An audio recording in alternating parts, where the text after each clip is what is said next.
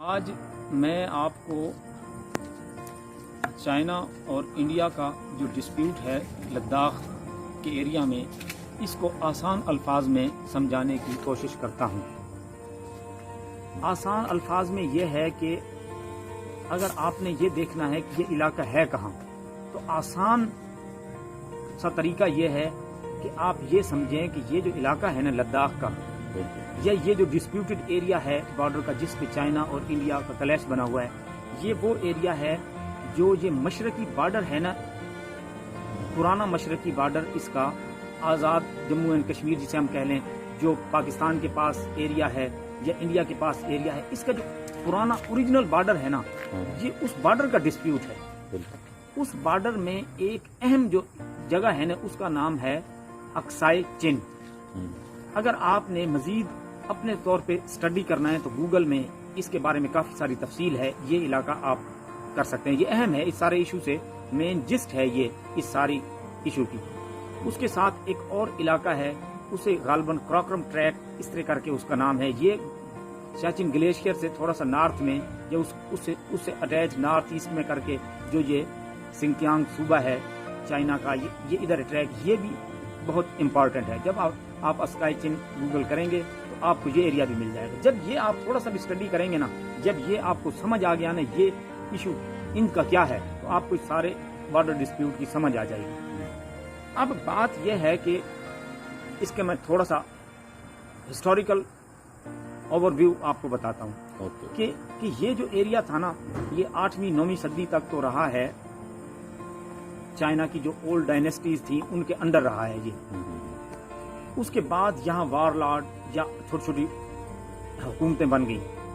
پھر بعد میں مغل امپائر جب آئی تو انہوں نے اس علاقے کو اپنے قبضے میں کرنے کی کوشش کی اور کافی ان کو کامیابی ہوئی۔ پھر لاسٹ میں ایک غالباً نور الدین جہانگیر کے دور میں 1640 غالباً ہے، ڈیٹ میں بھی آگے پیچھے ہو، ادھر ایک جنگ انہوں نے کی مغل امپائر نے، اس کا نام تھا تبت لداخ اور مغل وار غالباً۔ اس میں ان کو کافی کامیابی ہوئی مغل امپائر کو، اور پھر ایک معاہدہ ہوا جس کے تحت انہوں نے وہ بارڈر ڈیفائن کیا۔ اس کا کوئی اتنا ثبوت نہیں ہے، اس معاہدے کا جو تحریری کوئی اتنا زیادہ ثبوت نہیں ہے، پرانے چیزوں سے کچھ چیزیں ملتی ہیں۔ اس کے بعد جب سکھ امپائر آئی نا، تو سکھ امپائر نے یہ لی کا علاقہ اور یہ کارگل کا علاقہ اور یہ علاقہ، یہ لداخ کا یہ علاقہ ان سے قبضہ کیا۔ اسی دوران فرسٹ سکھ اینگلو وار شروع ہو گئی۔ جب فرسٹ سکھ اینگلو وار شروع ہوئی تو سکھوں کو ناکامی ہوئی، اس لیے وہ یہ علاقہ انگریزوں کے کنٹرول میں آ گیا اور انہوں نے گلاب شاہ کو، ڈوگرا کو یہ بیچ دیا۔ اسی دوران جو چائنا میں جو ایشو بنا وہ یہ تھا، جب یہ جنگ ہو رہی تھی تو وہاں فرسٹ اوپیم یا فرسٹ افیم وار شروع ہوگی۔ جو ایسٹ انڈیا کمپنی تھی وہ چائنا میں افیم سمگل کرتی تھی یا بیچتی تھی۔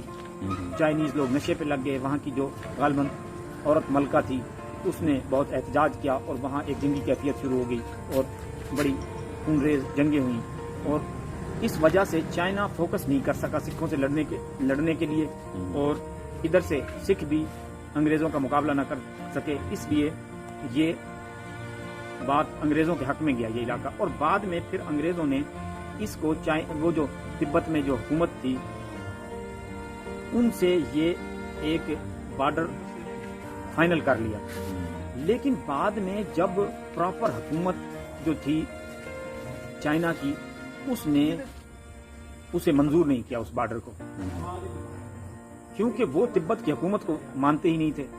ایسے کر کے یہ ایریا ہو گیا ڈسپیوٹڈ۔ یہ جو جب پارٹیشن کے بعد جب پاکستان انڈیا پارٹیشن ہوئی تو انڈیا والوں نے تو وہ جو انگریزوں کا بنایا ہوا بارڈر تھا، معاہدہ تھا، وہی فالو کیا۔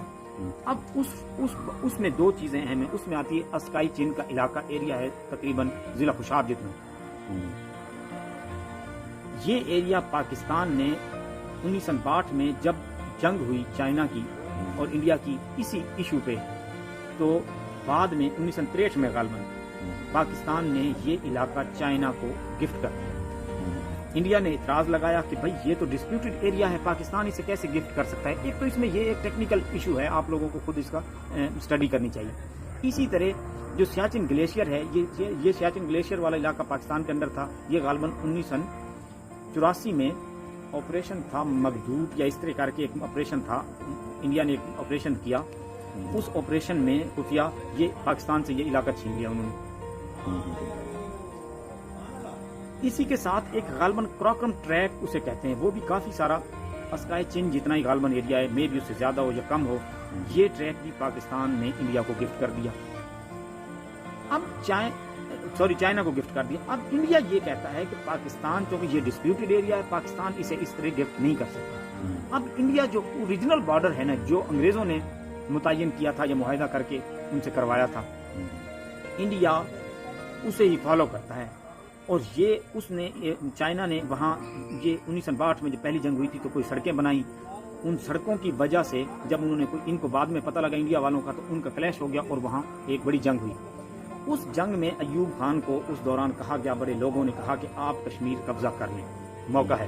لیکن ایکچوئل سچویشن یہ تھی کہ پاکستان کو امریکہ نے جو بھی اسلحہ دیا تھا یا اس کے اتحادیوں نے، وہ اس شرط پہ دیا تھا کہ ہم آپ کو یہ دے رہے ہیں کمیونزم کے خلاف لڑنے کے لیے، ہم آپ کو انڈیا کے خلاف لڑنے کے لیے نہیں دے رہے ہیں. انڈیا اگر آپ کو کچھ کہے گا تو ہم آپ کو پروٹیکٹ کریں گے. اور انہوں نے عملی بھی اس طرح کے اقدامات کیے. یہ بہت ڈیپ اسٹڈی کرنے کے بعد، بہت ہی مستند بکس پڑھنے کے بعد یہ چیزیں سمجھ لگتی ہیں. تھوڑے مطالعے سے بندہ ان چیزوں کو پک نہیں کر سکتا. اچھا، وہ ہوا یہ کہ 1962 میں جو یہ چائنا انڈیا کی جنگ ہوئی، اس میں انڈیا نے اتنا واویلا مچایا اس جنگ کا، بھائی چائنا نے مجھے یہ کر دیا، چائنا مجھے قبضہ کر لیا، چائنا نے تباہ کر دیا. مغربی قوتوں کو اس نے ایسی وہ تصویر پیش کی کہ انہوں نے اسلحے کے انبار لگا دیے امداد کے انڈیا کو. اب پاکستان چونکہ اتحادی تھا امریکہ کا، 1965 کی جنگ میں پاکستان کے پاس جو اسلحہ تھا وہ 95% غالباً امریکہ کا یا ویسٹرن پاورز کا دیا ہوا تھا. تو پاکستان کیسے رسک لے سکتا تھا کہ جن اتحادیوں نے اسے اسلحہ دیا ہے اس شرط پہ، اور وہ بڑی جنگ انڈیا سے شروع کر دے. تو انڈیا کو بہت زیادہ امداد ہوئی. اب اس میں یہ اس اگر مثال کو دیکھتے ہوئے اب یہ جو صورتحال ہے، اب ہم لوگ سمجھتے تو یہ ہیں کہ یہ ہو جائے گا، یہ وہ ہو جائے گا. بات یہ ہے یہ پاور گیم ہے، اور ویکس اینڈ ویننگ جو ہے، وین کرتی ہیں امپائرز، بڑی ہوتی ہیں کم ہوتی ہیں. یہ جو ان کی تاریخ ہے نا، اس میں ایسی ہوتا ہے جب دو ملک پاور بنتے ہیں نا بڑے، تو پھر ایک پاور گیم شروع ہو جاتی ہے ورلڈ لیول پہ. تو جب وہ بیلنس کرتے ہیں ملک ایک دوسرے کے ساتھ، دیکھتے ہیں ایک ملک بہت زیادہ پاورفل ہو رہا ہے تو اس سے وہ سائڈ مار جاتے ہیں، اور دوسرے جو کمزور اس کا ساتھ دے دیتے ہیں. وہ جان بوجھ کے کہ بھائی اس کو ہم زیادہ طاقتور نہ کریں، یہ سب کوئی ہڑپ نہ کر جائے. یہ انٹرنیشنل پاور گیم ہوتی ہے. یہ ایم اے پولیٹیکل سائنس کا ایک چیپٹر ہے اسپیشل، یہ ایک ٹاپک ہے. اچھا، اب یہ ہے کہ اب ہم لوگ سمجھتے تو ہیں انڈیا کمزور ہے، لیکن ایکچوئل انڈیا اتنا کمزور بھی نہیں ہے جتنا ہم لوگ سمجھ رہے ہیں. اس کی وجہ یہ ہے کہ چائنا کے بارڈر ڈسپیوٹ ہیں بہت زیادہ، اور چائنا کے بہت سیریس ایشوز ہیں تائیوان کے ساتھ، پھر جاپان کے ساتھ، پھر ویتنام کے ساتھ، ایسی کچھ فلپین کے ساتھ بھی کچھ جزائر پہ کچھ ایشوز ہیں. اب ہوتا یہ ہے کہ انڈیا ان ملکوں کو دفاعی اور دوسرے معاشی معاہدات ان کے ساتھ کر کے وہ بھی بیلنس کرتا ہے یہ چیز کو. یہ ایسے ہوتا ہے. ایسے ہی چائنا پاکستان کو، زیادہ تر اہم ملک ریجن میں پاکستان ہی ہے بڑا، وہ اس کو. تو کہنے کا مقصد یہ ہے کہ یہ اگر بڑے لیول پہ بات بڑھتی ہے تو یہ صرف انڈیا تک اور چائنا تک نہیں رہے گی.